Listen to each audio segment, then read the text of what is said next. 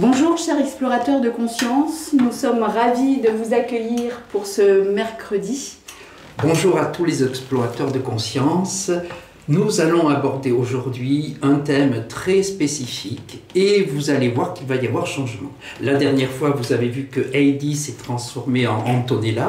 Aujourd'hui, Heidi réapparaît et moi, je vais disparaître et je vais me transformer en Stéphane. Alors pourquoi ces jeux de chaises qui sont là pour vous présenter la profondeur de la thématique du couple, et on va aborder le couple sous une autre facette qui est très riche, très profonde, très précise, parce que vous allez être en face de deux spécialistes, Heidi Grenier et Stéphane Grenier, pour aborder le couple selon l'énéagramme, l'énéacouple spirituel. Alors, je ne vais pas en dire plus, je vais simplement m'éclipser et laisser la place à Stéphane.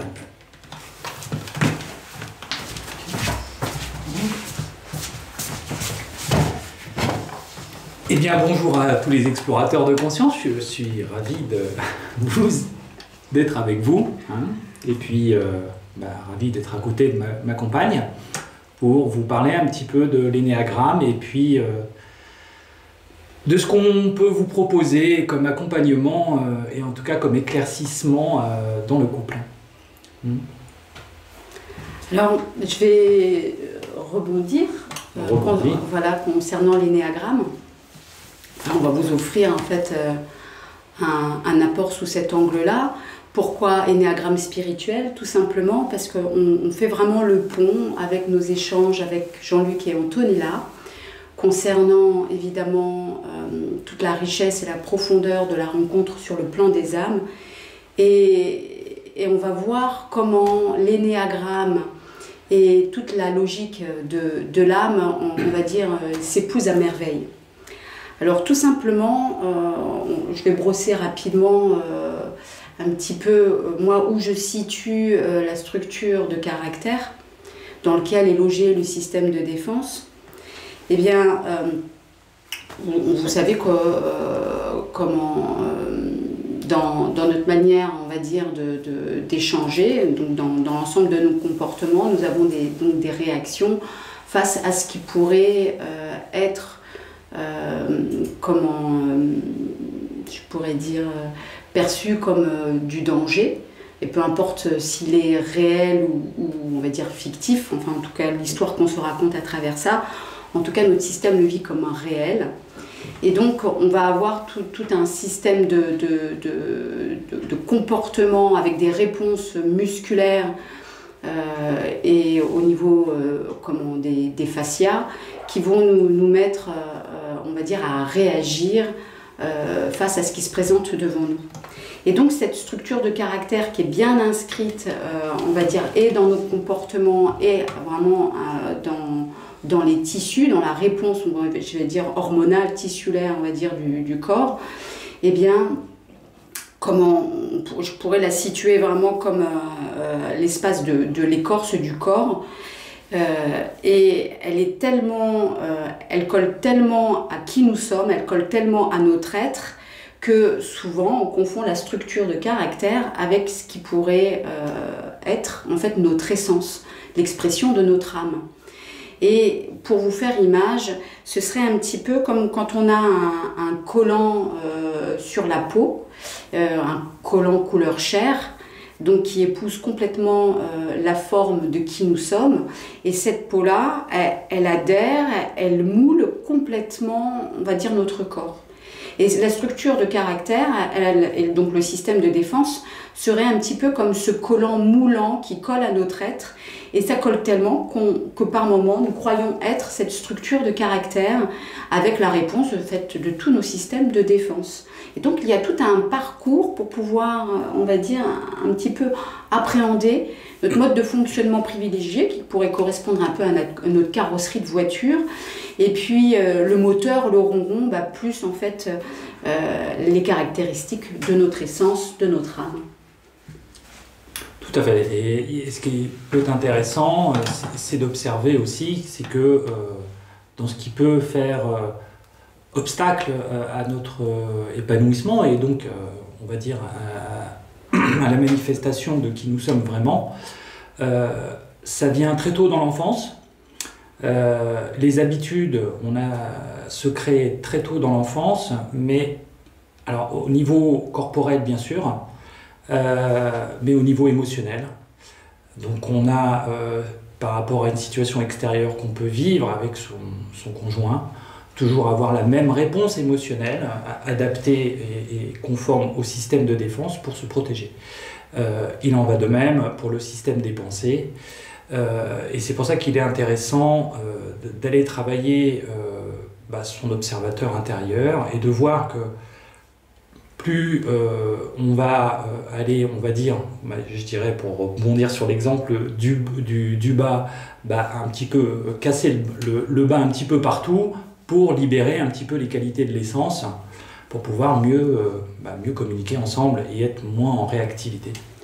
Alors, là aussi, je rajoute les bas, donc ces collants, ont besoin de gagner en élasticité, plus précisément, parce que en fait, on ne peut pas les casser, on ne peut pas casser le système de défense, puisque c'est vraiment grâce à lui, et ça je peux vous partager vraiment des voyages, en fait, des rêves durant la nuit suite à des formations où en fait je peux recevoir de l'information, où j'ai bien vu en fait comment en fait le système de défense, un petit peu comme un noyau, était vraiment nécessaire pour contenir, on va dire, l'essence de notre âme.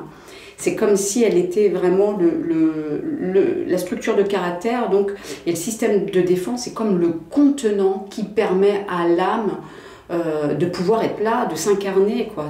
Tout simplement, c'est que ça fait partie intégrante, on va dire, de qui nous sommes et comment, dans l'expression, on va dire, la plus dense, peut-être la plus caricaturale aussi, cependant, c'est comme j'allais dire, là, à cet endroit-là, il y a vraiment une coexistence, une coopération, on va dire, du système de la structure de caractère et l'expression de notre âme. Il y a quand même cette structure, moi j'imagine que comme nous sommes au cœur de la création, on va dire, de l'humain que nous sommes, eh bien c'est quand même cette structure-là qui nous est la plus habile et celle qui répond le mieux à l'expression, on va dire, de notre âme. Et donc dans cette histoire de noyau, j'en reviens à là, eh bien elle est à la fois la limite, la contraction, peut-être le verrou, et en même temps, elle est l'habilité, le talent pour nous aider à mieux nous exprimer dans le monde. Et donc cette part-là, elle est vraiment à explorer pour pouvoir se saisir au mieux, en fait, de toutes les options qu'elle nous confère. Oui, et ce qui est magique dans l'étude par l'énéagramme de nos structures de caractère, c'est que, pour reprendre l'image du bas, c'est que le bas, c'est souple. Donc, et la structure de caractère, elle est souple. On dit aussi qu'elle est dynamique. Ça veut dire que pour venir l'assouplir, eh bien, on peut aller travailler plusieurs aspects de la personnalité pour laisser la place à quelque chose de vraiment plus harmonieux. Et effectivement, on a, par le biais de l'énéagramme, vraiment des astuces, mais concrètes, de pouvoir mieux se rencontrer.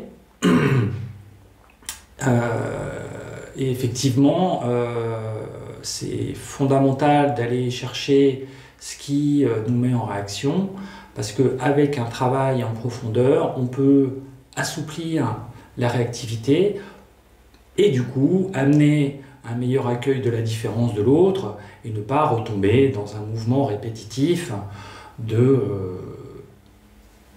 d'une situation qui amène systématiquement du rejet, de l'abandon, de la colère, etc., etc. Et à partir de là, effectivement, on a une meilleure empathie, on est plus compatissant, effectivement, mais effectivement, il y a aussi une notion d'effort dans tout ça, parce qu'effectivement, évidemment, les habitudes, c'est confortable, Et c'est sécurisant pour le caractère et la personnalité, parce qu'effectivement, il y a une notion de danger derrière tout ça, comme le rappelait très justement Eddy. Et c'est important d'aller mettre un petit peu de compréhension là-dessus et de voir qu'avec un tout petit peu d'effort, eh bien, on est capable d'aller plus loin dans la relation et d'être dans un échange beaucoup plus profond parce qu'on est plus dans l'accueil de l'autre. Et ça permet d'offrir une meilleure réponse comportementale.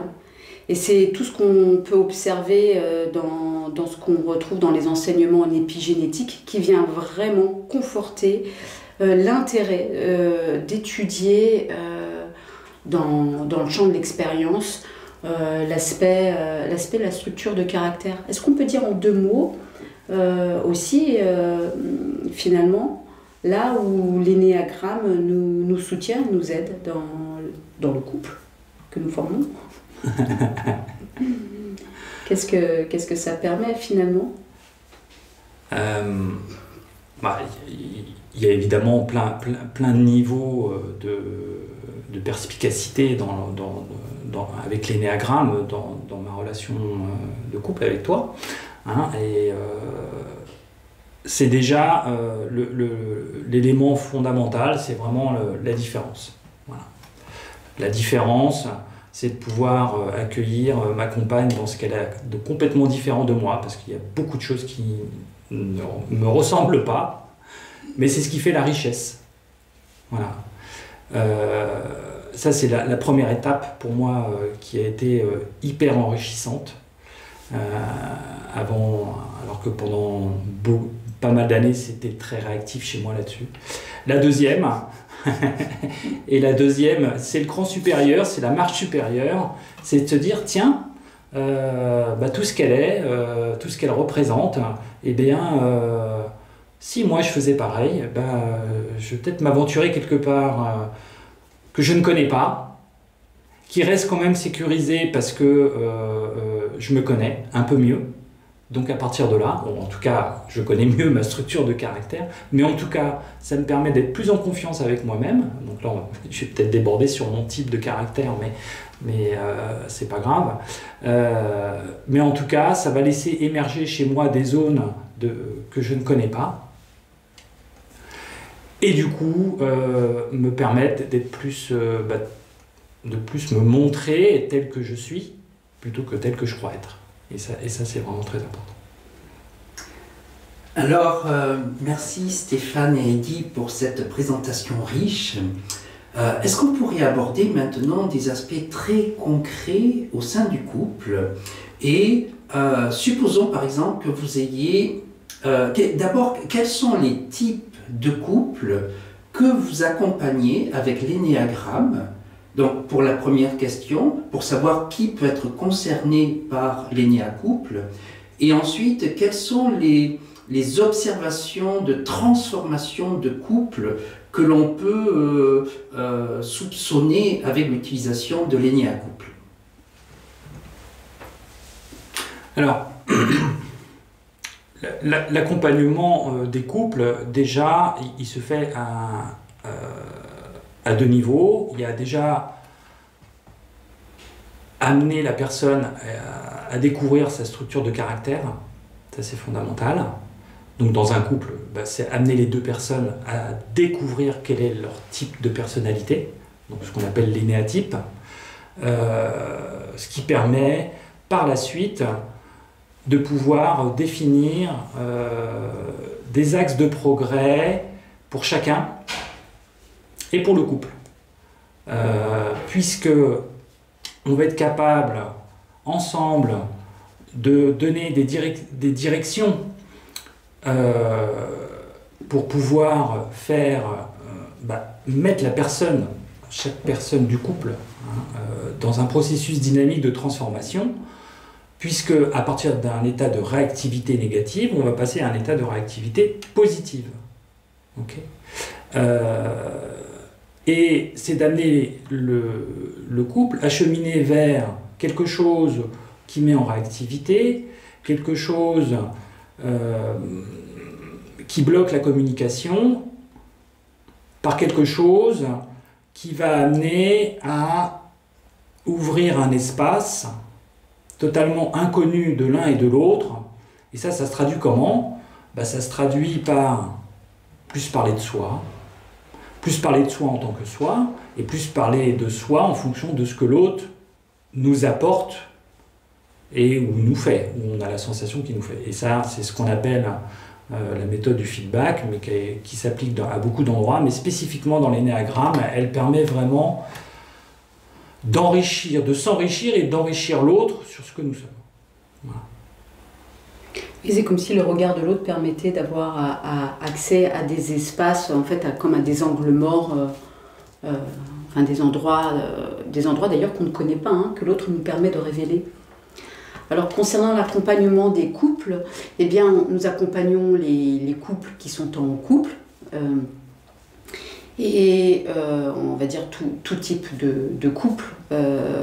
Ça veut dire que il peut y avoir aussi des personnes qui cheminent dans la conscience donc de l'âme, et donc des flammes jumelles et des âmes primordiales, où tout est plus aiguisé, contracté, en réactivité. Et donc là, ça demande d'ajouter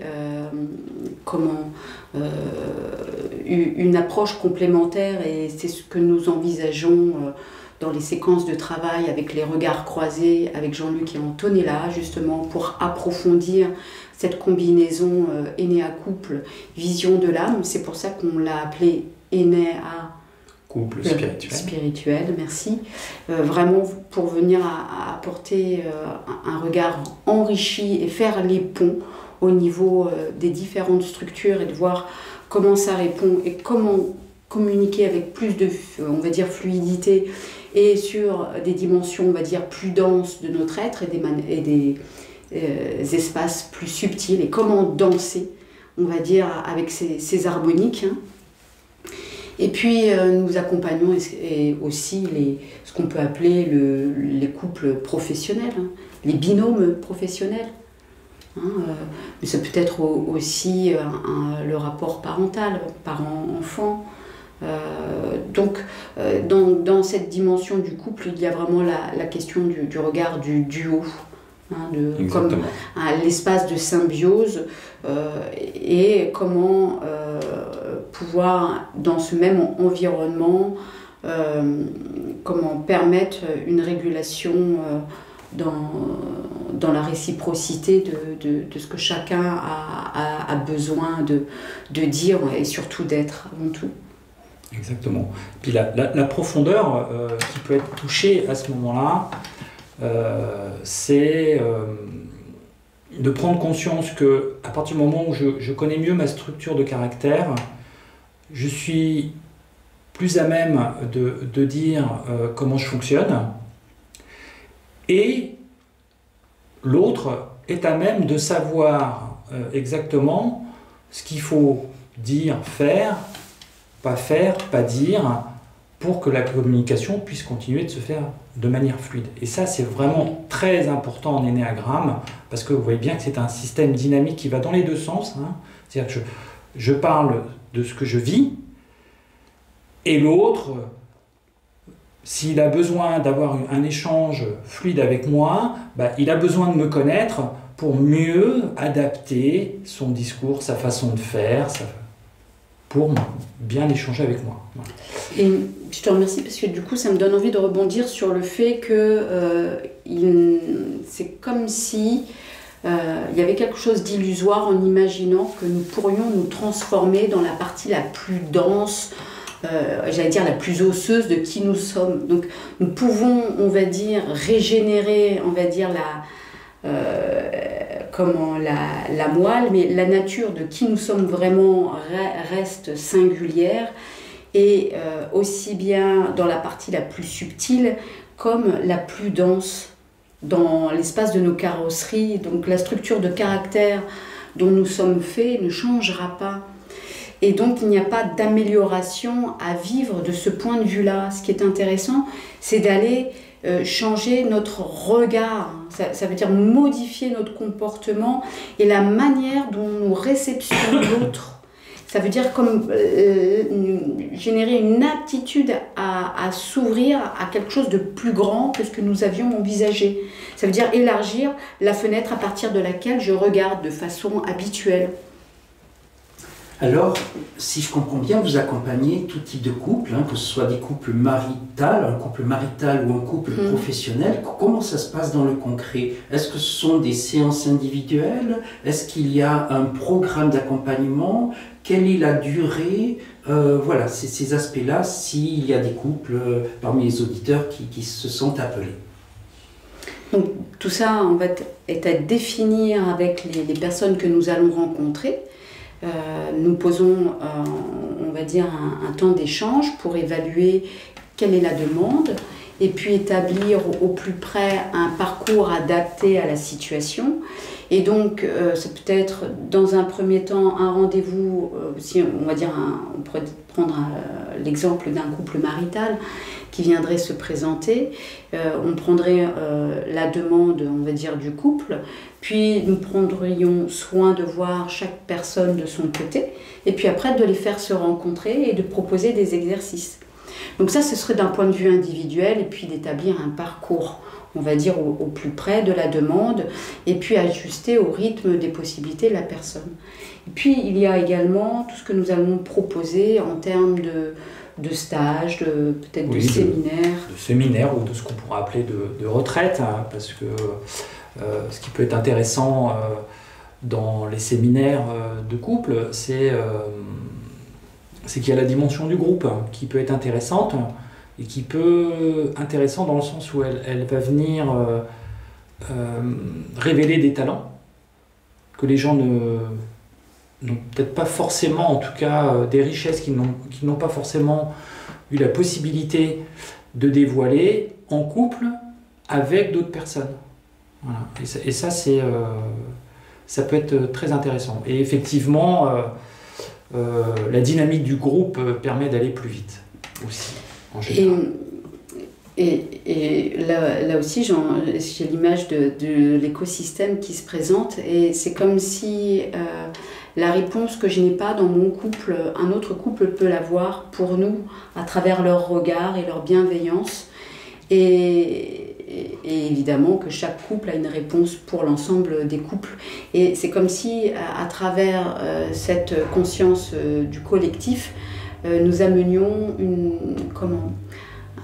un éclairage et une croissance, on va dire, pour le bien commun de la conscience couple dans son entièreté. Quelles sont les problématiques de couple dans le cadre d'un couple marital ou d'un couple professionnel, des exemples de problématiques correspondant à votre accompagnement?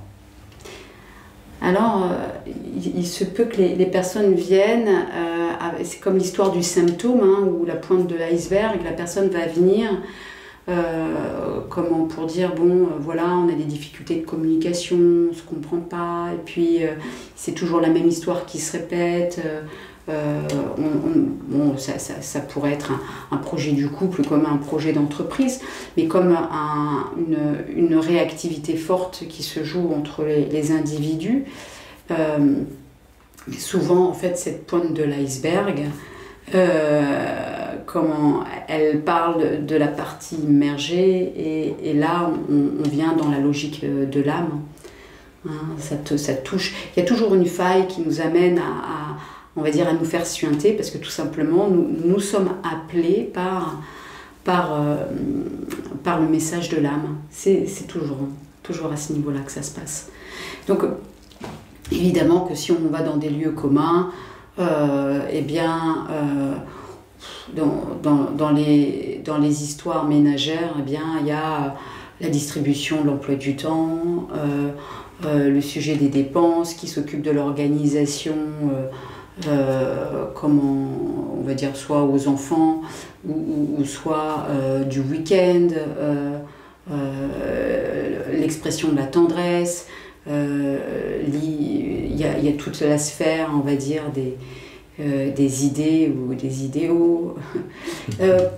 Mais tout ça, c'est vraiment la pointe de l'iceberg. Hein. Ça veut dire qu'on se touche à cet endroit-là, mais derrière, il y a un appel beaucoup plus profond qui est le fait de venir en fait se syntoniser, s'harmoniser.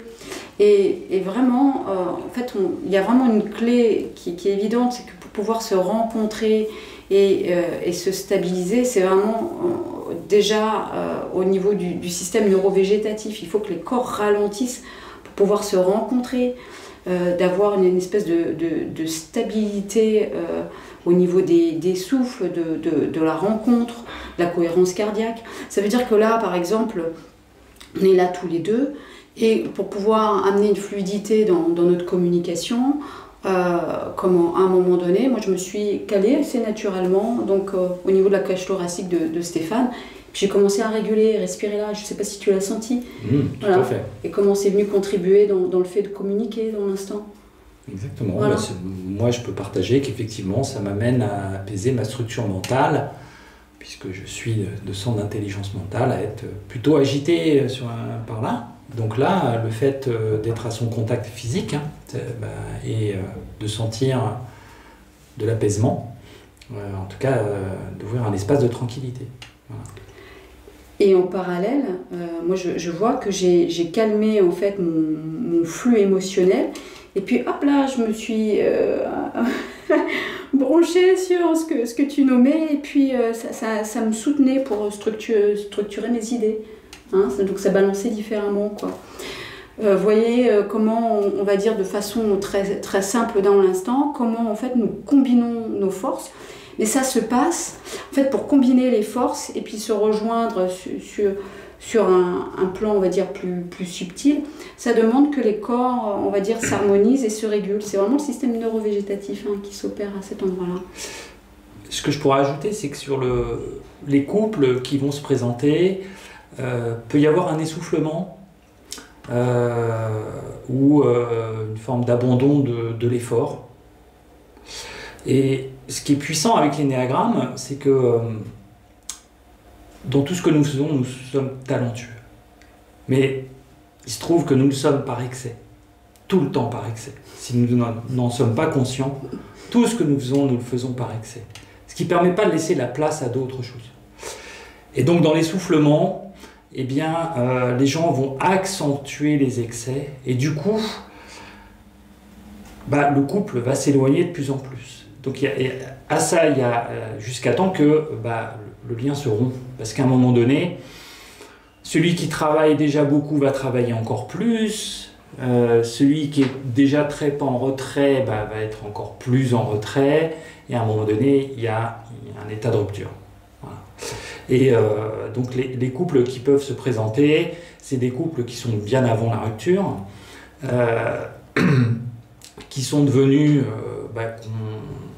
compris fait et cause pour le fait qu'il n'y avait plus le goût de l'effort et puis qui se satisfont de leurs habitudes, mais ils sentent qu'il y a quand même une poussée de l'âme qui amène à vivre quelque chose de plus beau, parce que ça a été contacté, où il y a un véritable appel à venir contacter. Voilà. Et on peut trouver ce genre de situation, c'est intéressant. On peut être avec des personnes bien avancées, donc qui peuvent avoir fait un vrai développement spirituel, et pourtant au niveau du couple, ça ne s'harmonise pas suffisamment bien. Et donc là, la structure de caractère et sa compréhension, son origine, son mode de fonctionnement, ses points de fixation, voilà, va permettre de vraiment assouplir le système et laisser la place à quelque chose de vraiment plus joli. Je te remercie vraiment de témoigner de ça, parce que ça rend compte de l'histoire de ce collant qui colle tellement à notre essence que par moment on ne sait pas qu'est-ce qui est de l'ordre de l'essence et qu'est-ce qui est de l'ordre de la structure de caractère, parce que c'est une membrane qui épouse tellement, c'est comme si c'était un fondu enchaîné, ça épouse tellement notre être qu'on croit être cette structure de caractère. Et c'est ce qui amène toutes les confusions et tout ce déchirement intérieur. C'est Bah, pourtant, je te reconnais, je sens que c'est vibrant avec toi, je sais que c'est ça, et pourtant, pourquoi ça ne fonctionne pas? Pourquoi ça frotte, quoi? Vous avez parlé de l'essoufflement au niveau d'un couple marital. Est-ce qu'on pourrait comparer cet essoufflement pour le milieu de l'entreprise à une sorte de décroissance de l'entreprise, comme si elle avait besoin d'un regain de vitalité? Et pour les dirigeants, comment appliquer cette notion de couple énéagramme? Alors, ce qu'on peut constater en entreprise... Et statuer, hein. Constatuer. Et constatuer, je te remercie. Mercure est à l'œuvre, ouais, constater et statuer. C'est que les chefs d'entreprise, ils vont avoir besoin de s'entourer de gens compétents par rapport à des domaines de métier bien spécifiques. Rapidement, les gens vont exceller là où on leur a demandé d'être bons. D'accord? Donc ça, par rapport à l'énéagramme, bah, ça prend toute sa magnificence, puisqu'effectivement, si on me demande d'être un comptable talentueux, je vais être excessif dans mon mode de comptabilité, donc je suis comptablement bien opérationnel. Pourtant, à un moment donné, il y a une lassitude qui se met en place. Pourquoi? Parce que au niveau de l'être, il n'y a qu'une partie de moi qui se met en avant et pas le reste. Donc à un moment donné, si vous appliquez ça à une multitude d'individus qui font partie de l'entreprise, ça crée un mouvement d'inertie et c'est infaillible. Hein. C'est-à-dire qu'aujourd'hui, on peut regarder toutes les entreprises dans le monde, on recrute, ça se passe bien, ça monte, et puis après, ça stagne et ça redescend. Et c'est là où les chefs d'entreprise ont de très grandes difficultés, c'est trouver les facteurs, ou en tout cas les idées, les choses à faire qui peuvent améliorer l'entreprise. Et il n'y en a qu'une. C'est d'approfondir, ou en tout cas de valoriser les gens de l'entreprise. Il n'y a pas 50 façons. Voilà. Donc on pourrait dire que l'énéagramme en entreprise est là pour mettre en lumière les talents cachés de personnes clés de l'entreprise. Est-ce que c'est juste? C'est juste, oui. Et là, il est très important pour le chef d'entreprise, c'est de créer ce lien et cette communication et cette dynamique d'échange avec chaque collaborateur et de trouver les moyens et les solutions, en tout cas, pour que la personne puisse mieux s'épanouir. Et elle ne peut pas s'épanouir que dans son domaine de compétences, parce que dans son domaine de compétences, elle est déjà talentueuse. Donc c'est pas là qu'il faut aller.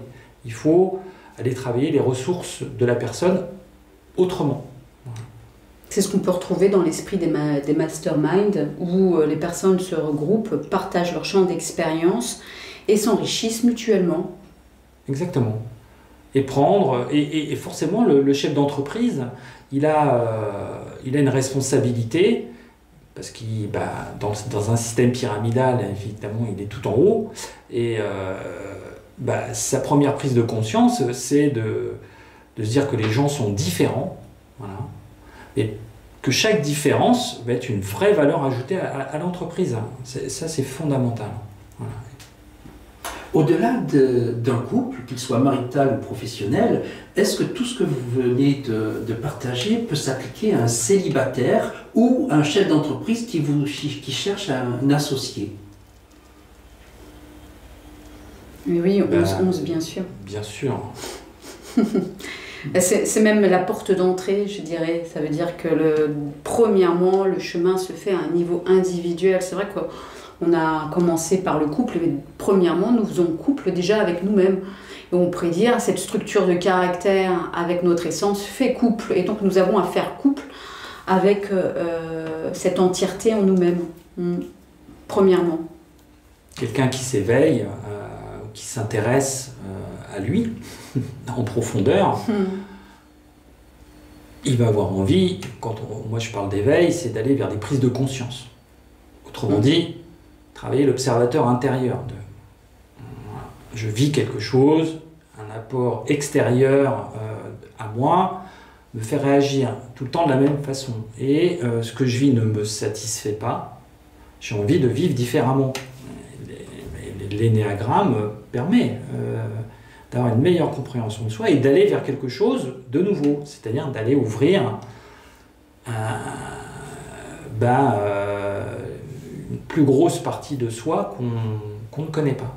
Ça, c'est sûr. Donc à titre individuel, mais de toute façon, la démarche pour un couple, elle passe par là. Hein. Je veux dire, c'est essentiel. Si on n'arrive pas à déceler un petit peu son mode de comportement, il est bien évident que ça va être compliqué si on n'est pas capable de s'accueillir tel qu'on est, ou tel qu'on croit être en tout cas.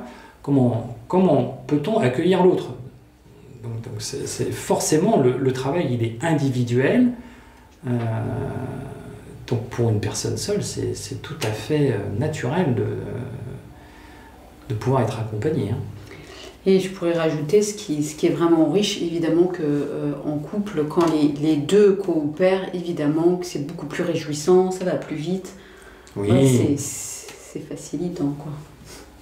Bah, c'est vrai que moi j'aime bien les phrases toutes faites, mais quand elles résonnent en moi, je les trouve intéressantes. Hein. Quand on est tout seul, on va plus vite, mais quand on est plusieurs, on va plus loin. Et là, évidemment, dans le cheminement par l'énéagramme, qui, je le rappelle parce que c'est important, hein, c'est pas une clé magique, hein, c'est un outil comme beaucoup d'autres. Mais en tout cas, c'est un outil puissant, vraiment très puissant. Qui aujourd'hui dans le monde fait vraiment est une vraie référence pour l'étude de la personnalité et du développement de l'essence. Alors nous arrivons en fin de cette vidéo, afin qu'elle soit ça passe vite, hein. trop longue. Comment est-ce que vous aimeriez conclure et partager la conclusion avec tous les auditeurs?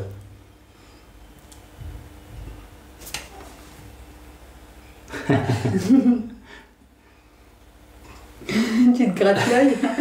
Qu'est-ce qui se passe pour toi? Le non-verbal. Ça crée de l'agitation.